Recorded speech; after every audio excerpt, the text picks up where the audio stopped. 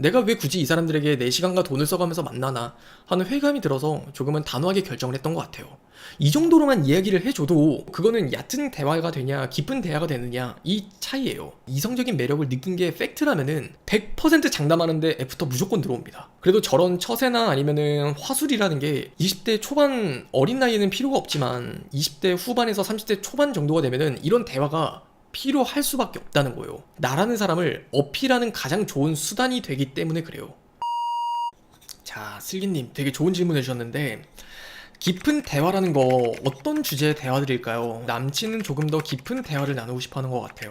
근데 질문을 먼저 많이 하진 않아서 저도 뭔가 이야기를 꺼내고 싶은데 어렵습니다 라고 말씀을 하시는데, 반대로 질문을 드릴게요. 슬기님이 인생에서 가장 중요하게 생각을 하는 건 뭐예요? 슬기님의 인생에서 나의 인생에서 무엇이 중요하고 무엇이 중요하지 않은가, 그것들에 대한 시간이 턱없이 부족했다는 거예요. 되게 30대 남자들이 넘어서게 되면 남자들은 어떤 한 여자를 만났을 때 큰 갈증을 하나 가지고 있어요. 소비적인 만남이 아니라 정말 진득한 관계를 원하는 게 30대 초반에 들어선 남자들의 모습이란 말이죠. 그러하기에 많은 여성분들의 입장에서는 너무 여우처럼 보일 수 있고 계산적인 남자처럼 보이기도 해요. 하지만 그들이 그렇다고 한들 진중한 마음이 없다고 이야기를 할 수는 없어요. 되려 역설적으로 진중한 마음이 있기 때문에 누구에게나 시간과 돈을 함부로 쓰지 않고 싶기에 계산적일 수밖에 없는 거예요. 그리고 그 계산적인 패턴에서 꼭 빠지지 않는 게, 저 남자는 차라리 양반이에요. 본인이 그냥 좀 더 깊은 대화를 나누고 싶어 라는 것들을 직설적으로 이야기를 한다는 것 자체가 충분히 관계에 노력을 할 만한 의지가 있기 때문인 거거든요. 근데 저게 진짜 양반인 거지, 되게 보편적인 케이스는 저런 말 자체도 하지를 않아요. 짧으면은 두세 번, 정말 많으면 한두 달, 두세 달 만나보고 쉽게 관계를 정리하기도 한단 말이죠. 그 많은 남자들 모두 깊은 대화를 나누고 싶어 해요. 그러면 여성분들 입장에서는 대체 저 깊은 대화가 뭐야 라는 것들을 생각하는 게 참 막연하게 어려울 거예요. 그래서 오늘 영상에서는 그것들을 좀 설명드리는 이야기가 될 것 같은데, 대화를 했을 때 우리가 맞느냐 맞지 않느냐 이건 사실 중요하지 않아요. 어차피 맞아도 안 맞는 이유 하나 때문에 헤어지기도 하고, 아무리 안 맞아도 잘 맞는 이유 때문에 그 사람을 못 놓기도 하는 게 관계예요. 그렇기 때문에 이것보다 중요한 거는 저런 대화 자체를 할 수 있냐 없냐가 조금 더 중요하다고 생각을 하시면 될 것 같아요. 이건 마치 우리가 영어를 쓰고 일본어를 쓰는 하나의 제 외국어처럼, 예를 들어 영어를 쓸 때 나올 수 있는 대화의 경우는 정말 너무 많아요. 뭐 그 사람은 I love 피자라고 이야기를 해도 나는 I love 치킨이라고 이야기를 해도 그게 문제가 되진 않아요. 의사소통이 된다는 게 중요한 것처럼요. 자, 일단 첫 번째, 깊은 대화의 시발점이 된다는 건 무엇이냐면, 현재 인생에서 미래를 살아갈 때 나는 어떤 것들을 중요하게 생각을 하는 사람인가부터 출발을 합니다. 그냥 단순히 나는 친구를 좋아하는 사람이야, 나는 떡볶이를 좋아하는 사람이야, 나는 가족을 소중하게 여기는 사람이야, 이런 문제가 아니에요. 나는 앞으로 시간과 돈을 쓰는 데 있어서, 나의 노력을 기울이는 데 있어서 대체 뭘 위해서 나는 그런 노력을 하고 있는가를 본인 스스로가 성찰을 하고 있느냐 없느냐가 굉장히 큰 차이를 난다는 거예요. 되게 30대 남자들이 되면은 책임감을 가지고 열정을 불태운단 말이죠. 자, 그런 이유들은 크게 남자들에게 물어보면은 두 가지예요. 첫 번째, 나는 이제 결혼 준비도 해야 되고 나는 정말 가정적인 사람이 되고 싶다. 그래서 그 가정에 한 점 부끄러움 없는 남편으로서, 또 아빠로서 자리하고 싶기 때문에 나는 지금 이 노력을 하는 게 내 삶에선 너무나 중요한 것 같아. 또 아니면 두 번째는 본인의 체면이 너무 중요한 경우예요. 그냥 내 주변 사람들 보면 사실 그냥 다 결혼했고 다 번번한 직장 가지고 있는데 나는 내 스스로 만족할 수 있는 것들이 뭐 하나가 없어. 근데 나는 주변 사람들에게 비춰지길 한심하다고 느껴지기도 하고, 내가 아무것도 하지 않는다는 그 사실이 납득이 되지가 않아. 그러하기 때문에 나는 이토록 열심히 살 수밖에 없는 거야. 그러면 꼭 여러분들이 이 예시를 통해서 열심히 살아라는 얘기가 아니에요. 의의와 목적이자 의미가 무엇인지를 조금만 생각을 해보라는 거예요. 너무 어렵게 접근을 하실 필요 없어요. 지금 이 방송을 보고 계시고 지금 제 말을 경청해서 듣고 있는 여러분들이 이 영상을 지금 왜 봐요? 심플하잖아요. 상처받고 싶지 않으니까. 나를 소중하게 여기는 마음, 나를 사랑하기 때문에 더 좋은 남자를 만나서 사랑받기 위한 오늘의 노력을 하고 있는 거예요. 이게 하나의 깊은 대화의 시발점이 되는 하나의 의미라는 거예요. 그냥 같은 말도 내 눈에 보이길래 이 영상 봤는데?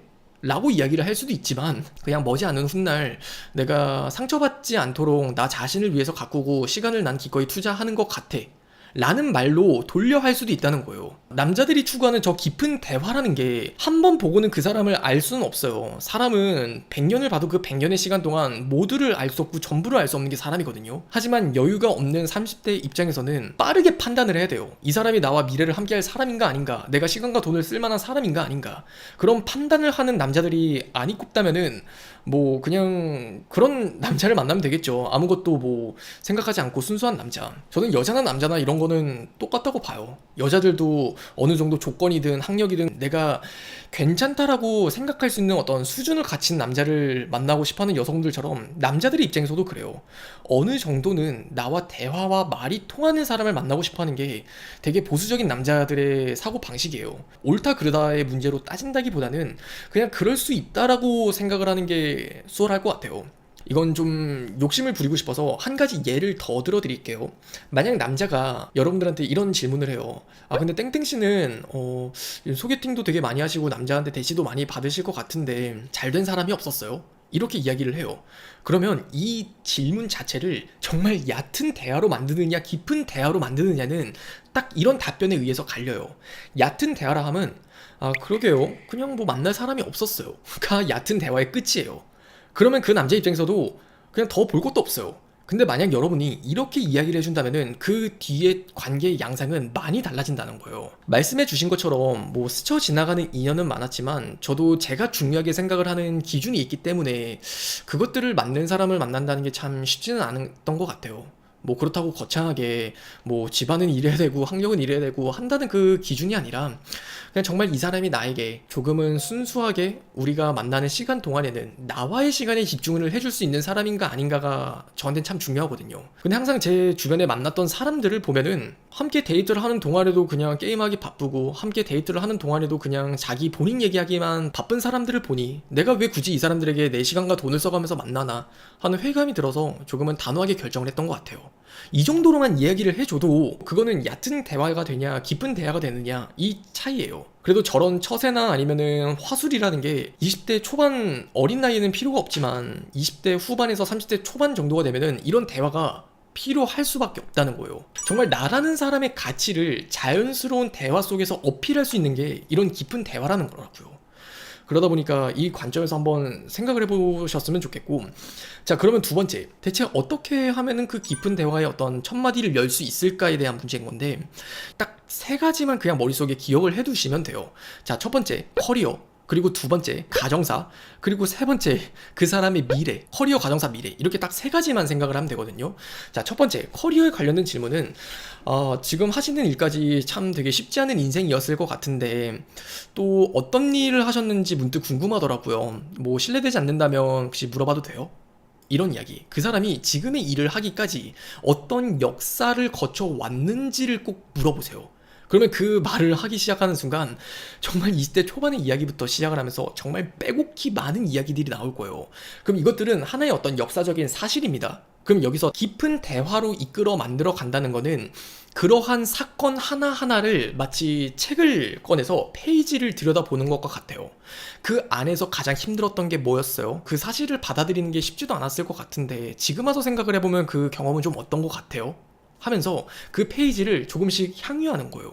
그리고 그에 비슷한 경험이 있다면 나의 비슷한 경험도 같이 이야기를 해주는 거죠. 저는 어렸을 때 고깃집에서 불판 뒤집는 알바를 한 적이 있었거든요. 근데 뭐 지금은 뭐 야 유신아 너가 그런 일도 있었어? 라고 말씀을 하시는 분들도 참 되게 많은데 그래도 그런 경험이 있기 때문에 남들 눈치 안 보고 제가 시도해보고 싶은 거, 도전해보고 싶은 거, 그런 것들은 다 해볼 수 있게 되는 어떤 동기부여가 됐었던 것 같아요. 이런 식의 이야기가 그 사람이 듣고 싶어하는 깊은 대화라고요. 이해가 되시나요? 다른 예들도 마찬가지예요. 부모님은 어떠셨냐? 아니면 특히 어머니랑 아버지 중에 조금 더 애착이 가는 분이 혹시 뭐 유신 씨는 있느냐? 그 안에서 내가 느꼈던 결핍, 내 상처, 그 상처를 통해서 내가 딛고 일어난 어떤 나의 현재의 과정, 그래서 내가 지금까지 중요하게 생각을 하는 나만의 가치관과 기준, 그런 것들을 논리적으로 이야기를 해주는 것 뿐이에요. 그게 깊은 대화의 시작이자 끝이라고 생각을 하시면 돼요. 근데 여성분들의 입장에서는 이런 이야기를 한다는 것 자체가 사실 쉽지만은 않을 거예요. 어떻게 보면 나를 오픈한다는 것 자체가 이 남자가 믿을 만한 남자라는 생각이 들어야만이 그 얘기가 술술 나오거든요.